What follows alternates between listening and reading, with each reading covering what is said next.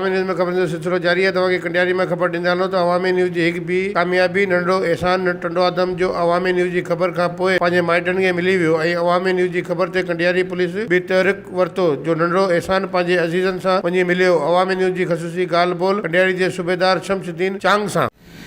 जी। अवामी न्यूज़ सां गॾु असीं प्रेस क्लब कंडियारीअ ते मौजूदु आहियूं ऐं असां सां गॾु पुलिस इंचार्ज पीपी इंचार्ज असां सां शमसुद्दीन चांग साहब हिते गॾु आहिनि, एएसआई आहिनि, उहे हिते जा इंचार्ज आहिनि, असां वटि गॾु आहिनि। असुल राति मग़रिब खां पोइ हिकिड़ो नंढड़ो मासूम उर्दू स्पीकिंग 8 खां 9 साल असां जेको वाल ते बि रखी जंहिंजी तस्वीर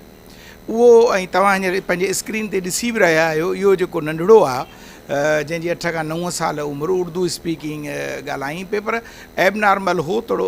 ज़हनी तवाज़न ठीकु कोन हुअसि। सो पोइ इहो वाल ते बि रखीसूं, पंहिंजे हिते प्रेस क्लब वारे वाल ते बि रखीसूं, प्रेस क्लब कंडियारी जे वाल ते बि रखीसूं ऐं साईं शमसुद्दीन चांग साहब एएसआई इंचार्ज पीपी कंडियारी जो आहिनि। सो उन खे बि असां इतलाह कयोसीं ऐं नंढड़ो उन जे हवाले कयोसीं जेको साईं जिन वटि हो, ऐं ॿिया जेके दोस्त आहिनि हमदर्द उहे उन्हनि अची असांखे आगाही ॾिनी। ऐं पेट्रोल पंप 1 कंडियारीअ जी पासे में ई होटल आहे, उन जॻह ते असांखे उहो नंढड़ो मिलियो। पोइ असां साईं जिन खे इतलाह कयोसीं ऐं उहो साईंअ जे हवाले नंढड़ो कयोसीं। ऐं वाल ते जेका वायरल थी तस्वीर ऐं हुनजो इंटरव्यू, तंहिंखां पोइ हुनजा माइट टिंडो आदम जा, छो त असल में 10 ॾींहं हुनजो अॻु में ई वाल साहब फौत थी वियो, सो बि साईं जिन असांखे शमसुद्दीन साहब जी महिरबानी सां हू पंहिंजे माइटनि खे पहुतो। वॾी ख़ुशनसीबी आहे असां समूरनि दोस्तनि जी जो कंहिं हिकिड़े नेक कम में हथु वधोसूं ऐं कामयाबु थी वियासीं, ऐं उहो तव्हां समूरनि दोस्तनि सां शेयर करण बि मुनासिबु सम्झंदासीं। हिन अवामी न्यूज़ जे तसलसल सां हेॾो सारो कमु थियो आहे। सो शमसुद्दीन असां गॾु आहे साईं चांग पीपी इंचार्ज, उन्हनि खां पुछंदासीं त साईं इहो नंढड़ो जेको अहसान उर्दू स्पीकिंग कीअं इहो थियो ऐं तव्हां ताईं असां पुॼायोसीं ऐं छा थियो। जी सर उहो जेको आहे सो नालो पंहिंजो सिर्फ़ु ॿुधाए सघे पियो, अहसान नालो, बाक़ी वाल जो नालो न पियो ॿुधाए ऐं एड्रेस बि सही न पियो ॿुधाए, बसि इहो ई ॿुधाए पियो त आउं बाईपास ते आहियां, बाईपास ते वेठल आहियां। पोइ असां पंहिंजे बाला ऑफिसरनि साहिबनि खे ॿुधायो ऐं हुनजो फ़ोटो बि व्हाट्सएप पंहिंजे बाला ऑफिसरनि खे कया ऐं पंहिंजे कंट्रोल ते बि इहो अहिड़ी रिपोर्ट असां ॾिनी, मीरपुर ख़ासि ऐं हैदराबाद कंट्रोल। हुन खां पोइ जेको आहे सो सुबुह जो हिन जा वाल साहब जेके आहिनि से असांखे फ़ोन ते राब्तो कयूं ऐं असां सां राब्ते में हुआ, असां फ़ोन कयूं। पोइ नंढड़ो वठी जेको आहे असां टिंडो आदम PS सिटी ते हुते वठी वियासीं, जेको नंढड़ो हुननि जे असां हैंडओवर कयो आहे। का नंढड़ी काविश अवामी न्यूज़ जे प्लेटफॉर्म तां ऐं असांजे हिन प्रेस क्लब जे दोस्तनि समूरनि सहाफ़ियुनि जी मदद सां आहे, उन जे बारे में तव्हां छा चवंदो? साईं ज़ाहिर आहे वायरल थी तस्वीर, तंहिंखां पोइ मिटनि माइटनि खे ख़बर ऐं जेको असांखे वठी असांखे ॾिनई ऐं हुन व्हाट्सएप फ़ोटो बि कया, पंहिंजे सभिनी खे ॿुधायो, साईं हर माण्हू खे आगाह कयो। हुन खां पोइ नंढड़ो जेको आहे सो असां बि पंहिंजी कोशिशनि सां जफ़ाकशी सां जेको आहे सो हुनजे माइटनि ताईं पहुता आहियूं। ऐं हुनजो वाल साहब वीचारे जो गुज़ारे वियो आहे, यतीम हो नंढड़ो, जेको हुनजे माइटनि खे तमामु घणी ख़ुशी थी ऐं असांखे जेको आहे सो दाद मिलियो ऐं असांखे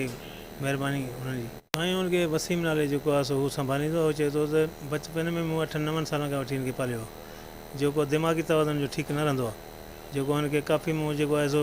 पाबंदी सां हुते विहारे ऐं जी जेको आहे सो कंदो आहियां। बाक़ी हू जेको आहे सो नंढड़ो ॿार आहे त तवाज़ुन ठीकु न आहे, हू त निकिरी वियो, 2 चकर निकिरी वियो आहे, हींअर बि जेको निकिरी वियो हितां घरां, जेको आहे सो कंडियारी पहुतो, कंडियारी प्रेस क्लब जे थ्रू असांखे मिलियो, जेको प्रेस क्लब वारनि जी वॾी महिरबानी जेको असांखे पहुचायूं ऐं अहिड़ा कम ऐं इनशाला अञा बि वधीक कंदासूं ऐं महिनत आहे असांजी, ऐं इनशाला आवाम खे बि जेको रिलीफ ॾींदासूं ऐं वधि में वधि जेका आहे ख़िदमत कबी आवाम जी। अवामी न्यूज़ सां गॾु तव्हां सां गॾु प्रेस क्लब कंडियारीअ में जो शमसुद्दीन चांग एएसआई पीपी इंचार्ज कंडियारी पाण सां गॾु आहे। इहो हाल अहिवाल अवामी न्यूज़ जे प्लेटफॉर्म सां ज़रूरु तव्हां सां शेयर कंदासीं साईं। त हीउ नंढड़ो जेको महसूम तव्हां पंहिंजी स्क्रीन ते ॾिसी रहिया आहियो, इहो जेको आहे सो इहो मिलियो लावारिस हालत में, जेको अवामी न्यूज़ ते ख़बर बि नशर कईसूं ऐं हली, ऐं पोइ उन खां पोइ साईं जिन जे हैंडओवर कयोसीं ऐं काफ़ी सारा खोड़ सारा ऑफिसर हूंदा आहिनि हिननि ॻाल्हियुनि खां लाराईंदा आहिनि, पर साईं जिन जेको आहे सो बहिरो ऐं हिसो वठी उहो बाला इख़्तियारनि ताईं बि, जीअं SSP ज़ीशान सिद्दीकी साहिब ताईं बि ॻाल्हि वई ऐं मीरपुर ख़ासि बि ॼाण ॾिनऊं, हैदराबाद बि ॼाण ॾिनऊं, ऐं तंहिंखां पोइ जेको हीअ अवामी न्यूज़ जी महिरबानियुनि सां जेको हीअ हुनजी वीडियो ऐं हिन